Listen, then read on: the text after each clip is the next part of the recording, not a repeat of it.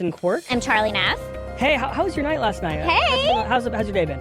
Day's been pretty good. I didn't have any plans yesterday, so it was kind of nice. Just went to the jacuzzi. But I am going to the Brady Bunch house today after work. I'm so excited. Do you like the Brady Bunch? I do. Well, I will say in elementary, everyone called me Marsha Brady. Because I had like the part, just like I do now, I switched my hair like during the times. But what is this video up? Oh, yeah. We were going to show this photo, actually. I'm sorry. You're going to surprise Charlie with this. Oh, my God. I was going to wait. But so this is Charlie Neff on the first TMZ podcast episode ever. This is our old remember studio. That day. I brought this up to show our intern, Lauren. Aww. And she was like, God, my bangs were looking good. I was tan. I need to get that back. And then this was like right after COVID times, I think. Eric Carly looks the same. I'll be honest. He always has. So does Courtney. Everyone looks great. Yeah, everyone looks great. Harvey has a beard now. I liked beardless Harvey. I really did. I think that, like, to me, that's TMZ Harvey. Yeah, I agree. And now we have, like, aged, like, fine wine Harvey. Yeah. Which is a good compliment, too. The final chapter Harvey. Final chapter. Is that morbid? What does he call his third act? Third act. His third act Harvey. But back to what we were talking about. Yeah, going to the Brady Bunch house. There's an event there tonight. Going right after work. I'm going to go home, quickly get ready, change. And yeah, I'm going with my husband. And then tomorrow I'm going to an event too. It's like some influencer event. So I'm excited for that. And then finally the weekend, Friday, Saturday, Sunday. Looking forward to that. Now that you said Marsha. Yeah. I'm talking to Marsha right now.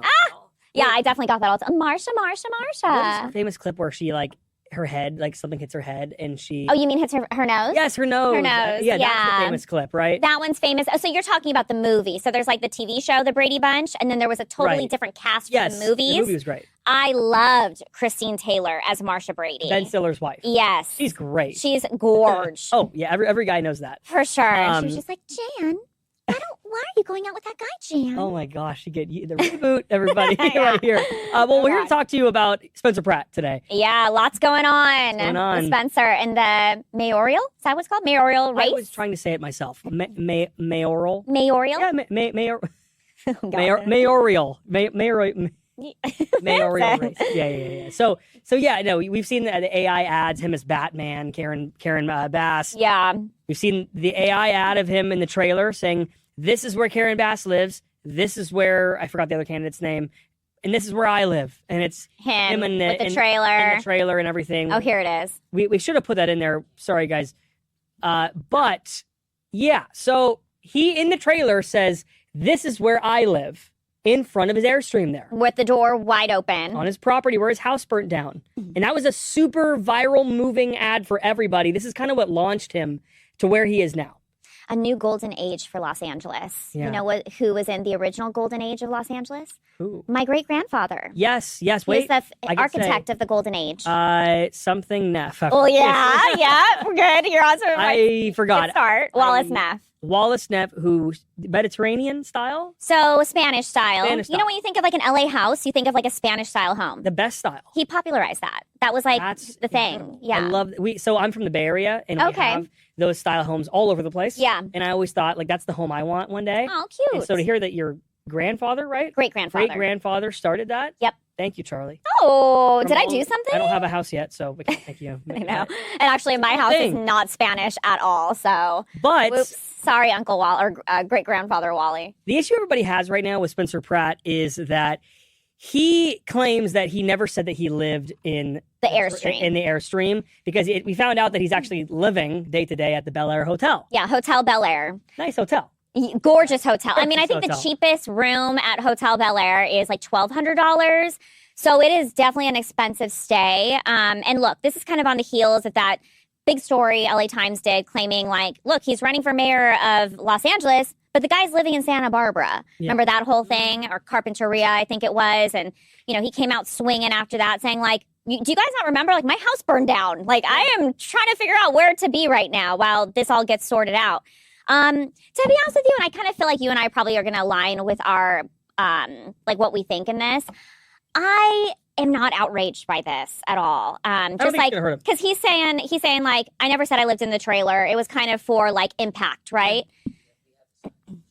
And actually, after we did the story, we had Spencer Pratt on TMZ Live where Harvey and Charles grilled him. And here's what he had to say. The campaign ad certainly made it seem that you were living in that trailer. It was a high point of the commercial, but you're at the Hotel Bel Air.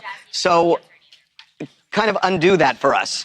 No, to be clear, that is where, excuse me, that is where I live. That's where Karen Bass, Mayor Bass, burned down my house. That is where I will live until I have a new house. The Airstream is a temporary facility. A hotel is a temporary facility. Where my kids are in Santa Barbara right now is a temporary housing. This is where I live. This is where they burned my house down. So this semantics or the nuance of this is the consequences of their failed leadership.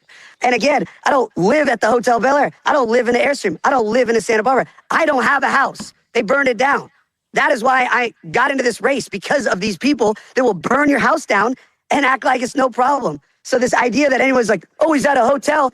I'm at a hotel because these psychopaths are messaging me every day. They're going to kill me because Nithya Raman is calling me a fascist because I don't want people to have their kids next to drug addicts at the park or stepping in human poop when you get your matcha.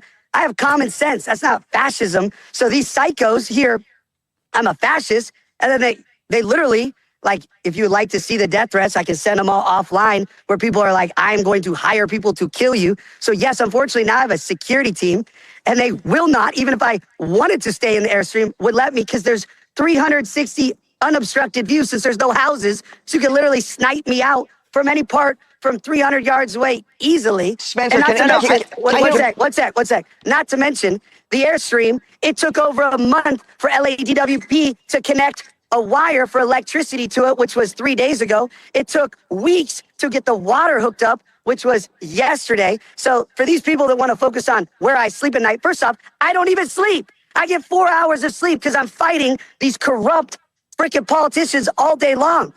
You want to see my phone hours? I'll screenshot it. It probably says 19 hours. Wow. I was going to say, the first thing I thought of was there's no way he lives in the Airstream because he could be a target. He is a target. For in the sure. middle of a rubble scene. Yeah, and kind of like just to give you a visual of what the Palisades look like right now. He's right. Like everything is leveled. Everything is leveled. Nothing has been built back.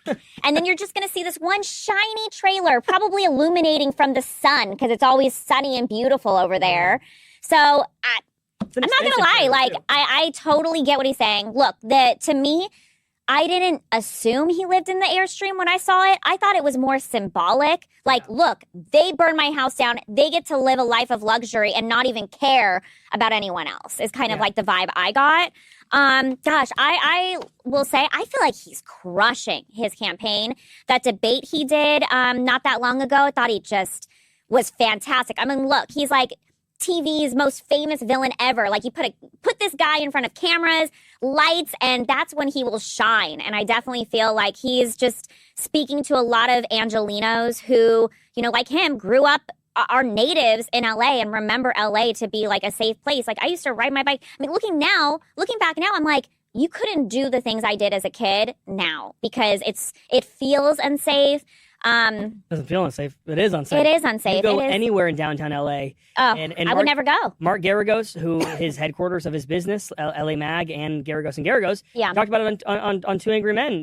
His employees alone. Yeah. 3 women, for example, young women that worked for him would not even be caught out after 6 p.m. out there. He said one of the women had been chased down the street by a homeless person, literally chased with a crowbar, I think it was, or something. Yeah. So not a great place to be. Even in the nice areas of downtown LA, I don't feel safe. I've been out there at night. But at the end of the day, the message is what's important here. It's not where he sleeps at night. He's right. It's not where he's sleeping. And look, for people that are criticizing, I feel like they weren't going to vote for him, right? Mm-hmm. The message went over their head because they're not voting for him. Do I think that his actual voters are going to change their mind learning that he's not sleeping in the trailer? No. So if you're outraged, you weren't voting for him in the beginning. So it's like, okay, yeah, look, can you criticize the guy? Absolutely. He's a politician. That's what we do. But do I think it's going to affect the people that already were rooting for him? No. I think it's semantics, like he said. That's my personal opinion. But I don't wonder where Gavin Newsom is sleeping night tonight. I don't know. I don't wonder where. Well, we know during COVID he went to the French Laundry when he told everyone to stay home. Yeah, so look, 100%. Just all these politicians I just feel like we are in need of people that are just regular people. Is Spencer Pratt regular? No. But do I like his energy that he's bringing, like the outrage? Yes, I do like that because that is a little bit more reflective than some of these politicians that are just like unrelatable and jaded. Like Karen Bass and who's the other candidate? Yeah. What is it? I don't want to say the wrong person, but the two, there's actually a lot of candidates, by the way. The debate had 3 on the stage. Right. But those are the main. And I felt like he crushed both of them. He crushed it. These are the, like in the debate, those two, Karen Bass, and I don't want to say the wrong name for the other, but they're just city officials. Yeah. And do you really think if you reelect these people that they are going to make any sort of change to what we have right now? You see what happened on their watch. Nithya Raman, who, by the way, there's that viral clip of her saying, this right here is what a MAGA Republican sees Los Angeles looking like. By the way, he only said great things that he wanted Los Angeles to look like. Right. So what does she want it to look like? By the way, Karen Bass just celebrated, by the way, a new connection from downtown LA, a free connection from downtown LA to Beverly Hills now. So all the transients and the homeless can now get on that subway train, whatever it is, and go right to Beverly Hills. Do you want to see people doing that? Just walking around Beverly Hills with needles in their arms? Yeah, he really is a breath of fresh air. Like what he's saying is exactly what everybody says already. The poop on the streets. San Francisco is no different either. It's all the same. Yeah. And they were able to successfully clean up San Francisco one time with Gavin Newsom when he had the China leader come out. So there is ways to clean up cities and figure it out. It just takes real commitment. For sure. And we have the Olympics coming here soon. They're going to have to clean things up. And they should want to clean things up. To be like, oh, LA's not that bad. Girl, we all have the same like set of eyes, right? Like we all can see, we don't need to like sugarcoat this. And I think that's been like the issue with LA for the longest time is we've been so used to being like, you know, it's like that meme of the dog that's sitting in the fire drinking the coffee and is like, this is normal. Like we've all become that dog where it's like you see a man urinating in the middle of a highway naked and it's like, nope, driving this is normal. And it's like the fire is behind you. And that I feel like is the mentality that she is perpetuating is just like, nope, everything's fine. We got to just wake up here. Let's make the city beautiful. Olympics are coming here, which, by the way, if Spencer wins, he will be our mayor for the Olympics, which is crazy. So LA. How long is a term as mayor in Los Angeles? I don't know, actually. I want to make sure. But I'm telling you, I think the Angelinos know exactly what they're doing going into the poll office this time. Yeah, for sure. Karen Bass let this happen on her watch, okay? Yeah. And we saw it happen. So 4 years, by the way, to be mayor in LA. And they say, by the way, as well, that he's not there in the polls. I think I last checked, they said he was at 22%. Karen Bass was at 29%. Oh. And then the other. But the thing is, they said the exact same thing. I'm not advocating for Trump, but I'm saying the exact same thing. Oh, yeah. He was like wildly unpopular in the polls right before. I remember that. It was a landslide. So, so you can't listen to that and think that she's winning. One last thought on his video. The only issue I had, really, he needs chapstick. We got to get him some chapstick. Okay, moving on. You know what? Actually, we did 15 minutes on this. Yeah. So, and that's the lead story. So let's just leave it at that. We don't need to go into the other stories. Anything you had an interview. Let's just quickly go into really quick. So really quick, Hayden Panettiere. Do you remember her? Famous actress back in the day. She has a memoir coming out next week. Talks about a lot of different stuff throughout her life. She has a daughter that she shares with Vladimir Klitschko, famous boxer. He ultimately got full custody of her child. She talked about separating from her daughter, her brother dying, just what it was like in Hollywood growing up as a child actor. But she also touches on her very public relationship that she had with Brian Hickerson, which was filled with a lot of turmoil. We covered him being arrested for domestic violence. He allegedly punched her. There was just a lot of, they had like a very toxic relationship and they'd break up, get back together, break up, get back together. She talks about that in her book. They're not together now, but I did talk to Brian to get his perspective on her book and some of the things that will be in it. And here's what he had to say. Do you ever think about one day marrying her?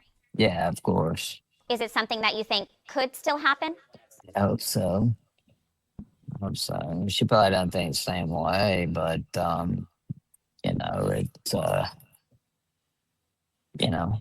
Do you think it's better for her to not be with you? I think that Hayden is one of the most talented people I've ever met in my life, and I would be an idiot not to walk away from her and let her flourish in her career. So, We probably wouldn't be good together. I'd like to see what she's gonna do with the next 30 years of her career. Yeah, so it was super interesting. You guys can see the full interview on YouTube. We've done a couple stories on it on the website. It's also on our social media. But basically, he admits, he's like, yeah, I did do those things. Talked about how he got messed up with a lot of drugs and alcohol and talked about some of the horrible things that happened between them. But this is kind of towards the end of the interview where he starts reflecting on their relationship. And you can see he's kind of emotional, comes off very defeated, and just says that he thinks about marrying her. We got a video of agency, a photog that got Hayden out today and asked her about Brian, saying that he still thinks about marrying her. And she shut it down. She's like, that's definitely not happening. Chapter is closed. Well, Charlie, you're killing it with these interviews. Thank you. So it seems like, once a week you're doing these now? Yeah, I'm trying to do them once a week. That was my 8th interview. I want to say about 4 of them. So half of the interviews I've done have gotten over 1 million views on social media. They're crushing it on the YouTube pages, and we're doing stories on them on the website. So it's been like a fun little project. Yeah. Hey, if you want to see more of that, to make it easy, I think go to your Instagram. Yeah, go to my Instagram. You have it clipped there. And then obviously the full interviews you have on the, what is it? What's the new channel we have called, at least for now? Too Much Info is the YouTube page. But they're all over the place. You could even just go to X and look up these names, and there's Charlie. So Charlie Neff, you guys follow me, and Branson. He's doing interviews too. We're doing big things over here. I'm interviewing Ric Flair's daughter on Wednesday. Oh, Flair. Oh, that's so cool. Is that gonna be fun? That's a good one, Branson. Great one. That'll go viral. I know. Definitely. Yeah. I got to think of some good questions. You got this. Her dad he's got the Ric Flair drip. I love Ric Flair. Don't we all? All right, moving on to the questions. Almond Nebula, she did not burn your house down. He's a jackass. Yeah, look, you either love or hate him. Yeah, really. I mean, Karen Bass didn't physically grab a torch and go burn his house down. Correct. He's talking like logistically speaking, what they allowed to happen. Right, the reservoirs having no water and, basically just leaving everyone to kind of fend for themselves. Was she on vacation? She was in Ghana at the time on a political trip. Got you. Yeah. Okay, well, I'm not going to go to that. All right, Seniors Hangout, the trailer is a prop. I knew it was a prop. You did too. I felt like I didn't feel like he was legitimately living there. It's more about, like I said earlier, I felt like the symbolism. He's standing there on a dirt lot. That is where his home once stood. Like, he is so much in the public eye now, and there's a lot of, especially with politicians. Yeah. They can't be too careful nowadays. Yeah. So you think this guy's going to live in this trailer, go to sleep, being like just the only little thing in that huge area. It all takes is one crazy person to show up and break the window. For sure. I would like to see him rebuild his house and move back to the Palisades, because Spencer belongs in the Palisades, and if that's where he wants, if that's his home, let him build his home back. If I was him, I wouldn't even want to move back to the Palisades. I know a lot of people don't. I would just stay in a hotel. I mean, you have to have a key Hotel card to get up Bel Air elevator, has security, by the way. Right. Oh, yes. Mm-hmm. Right. It's where celebrities go. Yep. By the way, $1,500 a night is what I'm seeing on here. Oh, 15. I said 1,200. I guess they've upped it. Oh. Yes. We Maybe that's a weekend. I guess it just depends on when. Yeah. Okay. Vintage Vibrations. He's doing great, and people are just hating, as they do. Yeah. No more to say to that. Cole, no more influencers or reality stars in politics. This is different, though. This is someone who is finally just fed up, and who else to do it? Yeah. I kind of want to the same thing with Trump. Yeah, and that's why he is where he is because people wanted to change from career politicians. Yeah. And I think with Spencer, his appeal is that he's a fed up civilian that just wants his life back. And I mean, look, if he's going to do whatever it takes to make this place better, what's the worst that can happen? Oh, famous last words. This feels bigger than the real national election, doesn't it? It feels pretty big. I mean, we are in LA, so maybe it's just us, but... I was going to say, do people care in Utah about this or Florida? I feel like so. It's entertaining. Yeah. Because we're just an entertainment town, Brandon said, Alex Murdaugh got a new trial. Why was his conviction thrown out? You're on the news desk. You guys are at the... I have not been keeping up with the Murdaugh trial. Have you? Have you guys seen the documentary on Netflix? Yeah. I didn't want to because it just gives me anxiety. It's a crazy doc. If you guys watch it. Yeah, for sure. David Horse 800, keep up the amazing interviews, Charlie. Thank you. I appreciate it. Yes. All right. Well, thank you. Any plans? You have your event tonight? Yeah. Marsha Brady will enter the Brady Bunch house tonight. You know what I did last night? What? I played Monopoly. Oh. And I had a great Which time. one do you pick to play with? So I actually play this other version. It's called Monopoly Deal. Oh. It's with like cards. So you're not picking the I've done that version. What is it called? The little thumb thing? The little metal things. Yeah, I get you. But no, like guys, play board games. It's fun. Aww. Board games are fun. Board games are back. Bring back board games. What's that? B. Wow. B. That's what we're gonna end with this with. All right, see you tomorrow, everybody. Bye. See you.